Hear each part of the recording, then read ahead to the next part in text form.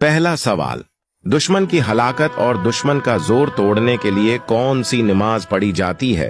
5, 4, 3, 2, 1. इसका जवाब है नमाज कुनूत नाजिला। दूसरा सवाल, फांसी के मुजरिम को फांसी से पहले कौन सी नमाज पढ़ाई जाती है? 5, 4, 3, 2, 1. इसका जवाब है 2 रकात नफल।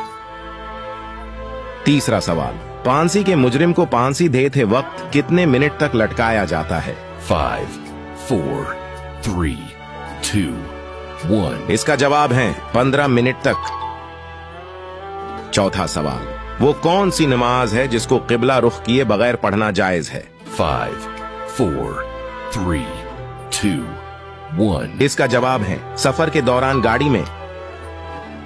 आखिरी सवाल, किस रंग का मुर्गा पालने से बीमार